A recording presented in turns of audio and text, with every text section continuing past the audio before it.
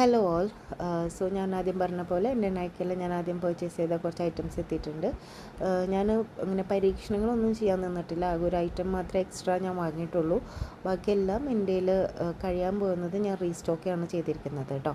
അപ്പോൾ നമുക്ക് means നൈക്കയുടെ box unbox ചെയ്യുമ്പോൾ ഇങ്ങനെ കുറേ പേപ്പർ കഷ്ണങ്ങളും ബില്ലൊക്കെ കാണും.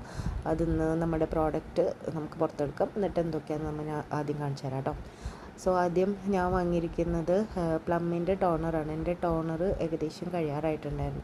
അപ്പോൾ ഞാനത് കുറച്ച് അധികം കാലമായിട്ട് യൂസ് ചെയ്യുന്നൊരു ടോണറാണ്. ഇതിന് മുമ്പേ ഞാൻ പ്ലമ്മിൻ്റെ തന്നെ റോസ് വാട്ടറായിരുന്നു യൂസ് ചെയ്തിരുന്നത്. അപ്പോൾ ഇത് ഉപയോഗിച്ച് തുടങ്ങിയപ്പോൾ ഇതെനിക്ക് ഒത്തിരി ഇഷ്ടമായി. അപ്പോൾ ഓൾറെഡി എൻ്റെ കയ്യിലൊരു ബോട്ടിലുണ്ട്, അത് ആയിട്ടുണ്ടായിരുന്നു. അപ്പോൾ അത് സെയിൽ വന്നപ്പോൾ ഞാനത് റീസ്റ്റോക്ക് ചെയ്തതാണ്. കാരണം അത്യാവശ്യം റീസണബിൾ പ്രൈസിന് അത് കിട്ടുമല്ലോ, അപ്പോൾ റീസ്റ്റോക്ക് ചെയ്തു.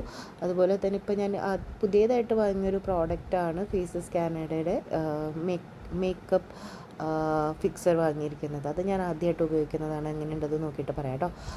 പിന്നെ എൻ്റെ കെ ബ്യൂട്ടിയുടെ കാജൽ തീർന്നിട്ടുണ്ടായിരുന്നു. ഞാൻ ബ്ലാക്കിനും കാട്ടി കൂടുതൽ ബ്രൗൺ കാജൽ ഉപയോഗിക്കുന്ന ഒരാളാണ്. അപ്പോൾ ബ്ലാക്ക് കാജൽ ഉപയോഗിക്കും, പക്ഷേ ബ്രൗണിനോടാണ് കൂടുതൽ താല്പര്യം. അപ്പോൾ അത് കഴിയാറായിരുന്നു. അപ്പോൾ അതും റീസ്റ്റോക്ക് ചെയ്തിട്ടുണ്ട്. പിന്നെ അതുകൂടാതെ ഞാൻ കഴിഞ്ഞ വീഡിയോയിൽ മുന്നേ ചെയ്ത വീഡിയോയിൽ പറഞ്ഞിട്ടുണ്ട് ഡോട്ട് ആൻഡ് കീയുടെ എന്താ പറയുക സൺസ്ക്രീൻ എനിക്ക് ഒത്തിരി ഇഷ്ടമായിരുന്നു. അപ്പോൾ അതും ഇപ്പോൾ ഡെയിലി ബേസിസിൽ ഉപയോഗിക്കുന്ന കാരണം ഒരുവിധം തീരാറായിട്ടുണ്ട്. അപ്പോൾ അതും റീസ്റ്റോക്ക് ചെയ്തിട്ടുണ്ട്. ഇതൊക്കെ വളരെ റീസണബിൾ പ്രൈസിനാണ് എനിക്ക് കിട്ടിയത്. കാരണം നൈക്കിയിൽ 60% ഓഫ് നടക്കുകയാണല്ലോ, അതുകൊണ്ട് വളരെ റീസണബിൾ പ്രൈസിനാണ് എനിക്ക് ഈ പ്രോഡക്റ്റ്സ് ഒക്കെ കിട്ടിയത് കേട്ടോ.